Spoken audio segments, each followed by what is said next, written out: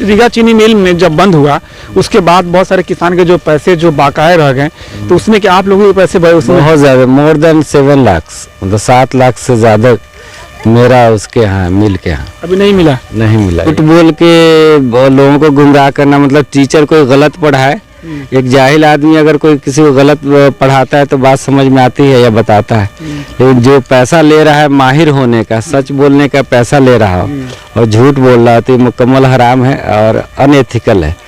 अब मुझे ऐसी चीज़ में दिलचस्पी नहीं होती जो गैर कानूनी हो और गैर सामाजिक हो, तो वो झूठ बोल के पैसा मैं नहीं ले सकता, तो इसलिए मैंने सोचा कि चलो यार सच बोल के, अपने पास खेत है, ज़मीन है और हाँ सच्चाई, इसमें झूठ की कोई जरूरत नहीं, मुकम्मल तौर पे हम आज़ाद हैं। बिल्कुल सही कहा अनिस साहब ने कि पत्रकारिता करना, तलवार के धार पे चलना और सच बोलना पत्रकारिता में शामिल है कि आपको सच्चाई को रोका जा रहा है। मैं भी इसी पंचायत का हूं और मैं भी पत्रकारिता करता हूं, लेकिन मुझे भी सच्चाई बोलने की वजह से बहुत सारे लोग खिलाफ में रहते हैं कि सच बोलता है, लेकिन मेरा काम है सच बोलना, दुनिया खिलाफ हो जाए। जिस दिन मुझे लगा कि मेरे अब मुझे नहीं करना चाहिए तो छोड़ दूंगा, लेकिन मैं जब तक करूंगा सच्चाई दिखाऊंगा। और इस वक्त हम पहुंचे हैं गन्ने के खेत में, है कि गन्ने की कटाई हो रही है और बहुत सारे जो है इसमें बच्चे हैं और महिला हैं जो गन्ने को काट कर इसका जो पगार है अपने पशु के लिए लेकर जा रही हैं, पशु खिलाने के लिए। तो गन्ने का जो पैदावार है, गन्ने की जो फसलें हैं, यहाँ के किसानों ने गन्ने का खेती करना छोड़ दिया जब से रीगा चीनी मिल बंद हुआ। रीगा चीनी मिल बंद होने के बाद किसानों की जो उम्मीदें हैं वो खत्म हो गई और गन्ने की खेती जरूरी इसलिए है क्योंकि गन्ने आपके रोज की जिंदगी में सुबह शाम गन्ने बने हुए चीज को प्रयोग करते हैं, जैसे कि चीनी हो गया, गुड़ हो गया। वो अगर गन्ने की पैदावार नहीं होगी तो ये सब जो मार्केट में काफ़ी महंगा होगा, खर्च बढ़ेगा, महंगाई का सामना करना पड़ेगा, क्योंकि गन्ना भी एक चावल गेहूं की तरह जरूरी चीज़ है। लेकिन यहाँ जो किसान है, रीगा चीनी मिल बंद होने की वजह से गन्ने का जो फसल लगाना छोड़ दिया और यहाँ पर एक ऐसे किसान के पास हम पहुँचे हैं जो इस क्षेत्र में खेती करने में माहिर है। मैं बताना चाहता हूँ इस क्षेत्र में, बल्कि इस प्रखंड में इनके जैसा खेती करने वाला, मेहनत करने वाला किसान मैंने नहीं देखा। शायद आपने कहीं देखा होगा तो आप कमेंट कर सकते हैं। तो हमारे सामने यहाँ पर इस गन्ने के जो मालिक हैं खेत के, अनीस खान हैं, हम इनसे इस गन्ने को लेकर बात करेंगे कि इस दौर में जो अभी सारे किसानों ने गन्ने की खेती करना छोड़ दिया, लेकिन ये जो है अभी भी गन्ने का साथ नहीं छोड़ रहे हैं और रीगा चीनी मिल बंद है, फिर इसके बावजूद ये गन्ने को कहाँ भेज रहे हैं और गन्ने को भेजने में कितनी परेशानी हो रही है और इनको क्या मुनाफा हो रहा है या नहीं हो रहा है। अनिस साहब, आज आपके खेत में आए हैं और इस क्षेत्र में है जो गन्ने का जो फसल है वो बिल्कुल ही खत्म हो चुका है, लेकिन आप अभी लेकर चल रहे हैं।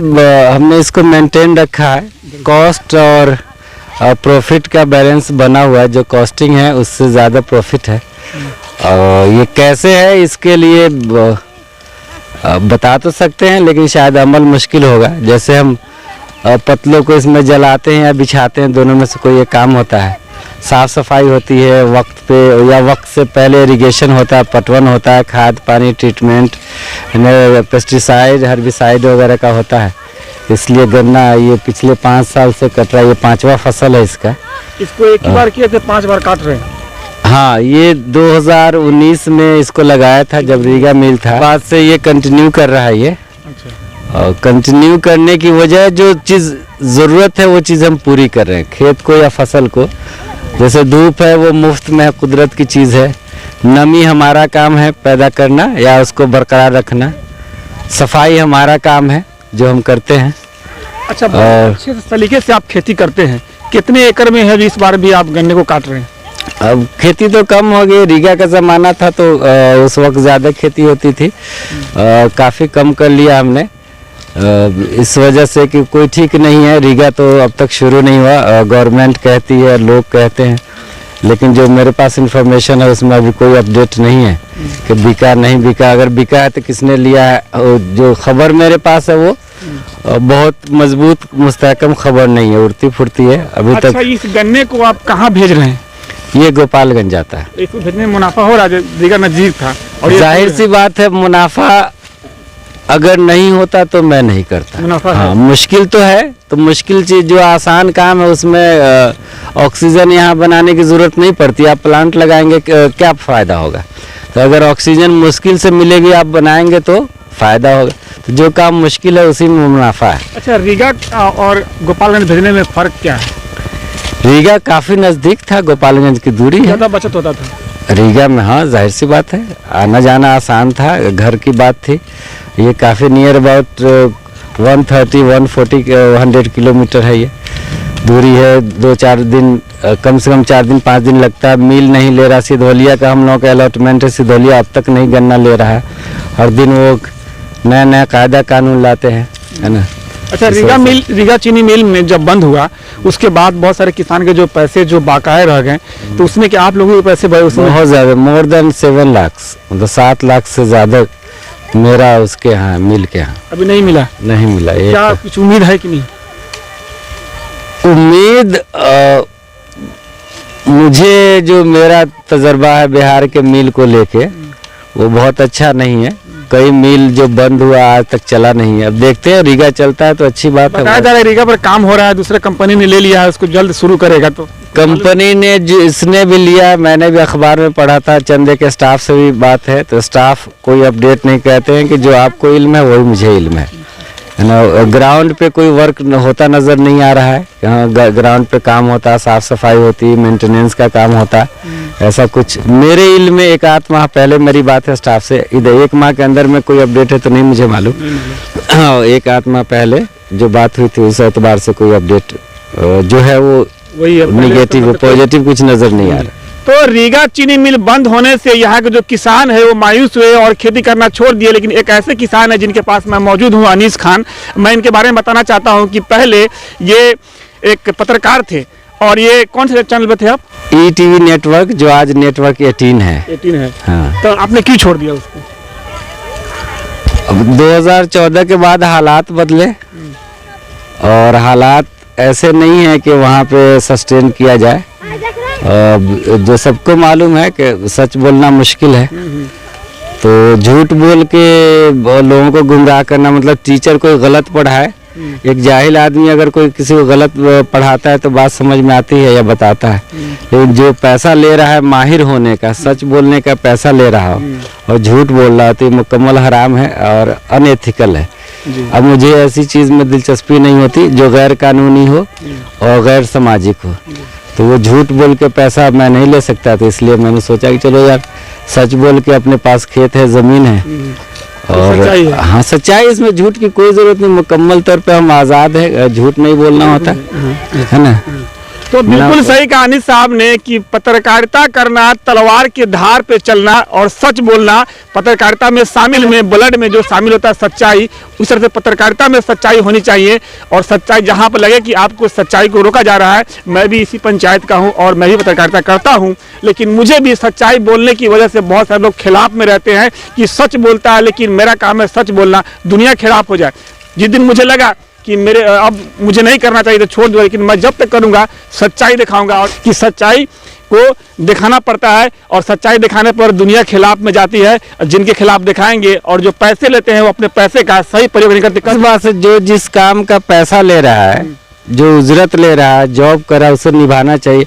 और निभाने की सलाहियत नहीं, अगर हालात ऐसे नहीं तो वहाँ से कुछ कर जाना चाहिए, छोड़ देना चाहिए, चाहे सरकारी हो प्राइवेट हो, है ना। मैंने भी यही किया और दूसरे लोगों को भी मैं कहता हूँ, अगर सलाहियत नहीं है, ईमानदारी नहीं बरत रहे तो दुनिया में काम की कमी नहीं है। और जहाँ में जगह की कमी है, यहाँ नहीं तो वहाँ, वहाँ नहीं तो वहाँ, कहीं भी सच्चाई पे चलना नामुमकिन नहीं है, थोड़ा सा मुश्किल है। अगर आप होशियार हैं, नहीं बहुत ज़्यादा मुश्किल नहीं है ना, थोड़ा सा मुश्किल। अगर आप होशियार हैं तो मेरे एतबार से तो मुश्किल नहीं, चूँकि मैं इस काम को कर रहा हूँ और मुझे कोई ज़्यादा परेशानी नहीं होती। परेशानी होती चूँकि मेरे आगे पीछे भी नहीं, तनहा हूँ, गन्ना कटवाने में मैं शामिल हूँ, यहाँ पे रहता हूँ, लोडिंग होती है वहाँ पे और 2-4 जगह गन्ना रखा हो तो वहाँ पे रखवाली भी मैं ही कर लेता हूँ, गाड़ी के पीछे पीछे जाना भी मेरा ही काम है।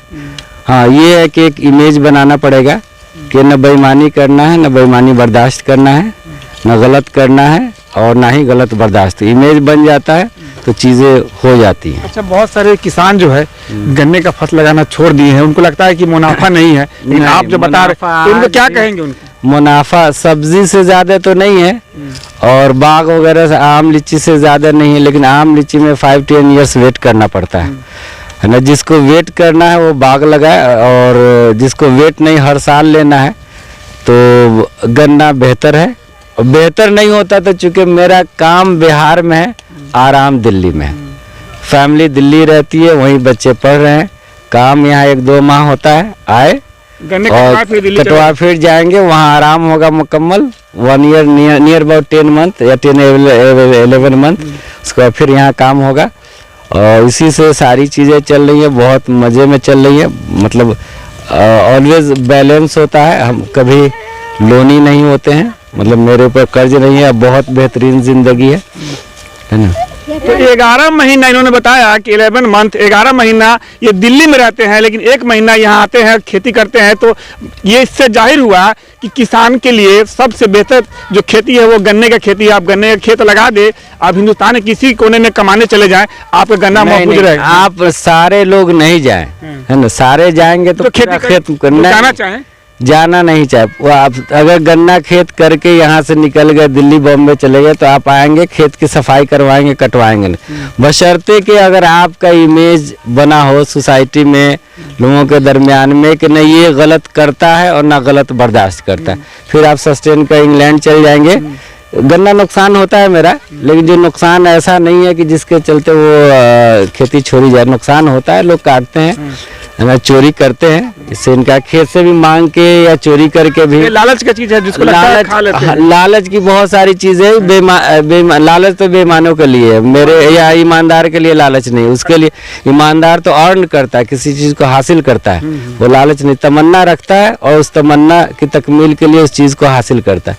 बेईमान लोग लालच करते उठाया चले, या किसी तरह गबन किया। अगर बाहर है ना, खैर बाहर है, मैं तो मशवरा नहीं दूंगा कि आप यहाँ गन्ना लगाएं, दिल्ली बॉम्बे जाएं। आप जाते हैं तो कैसे हो?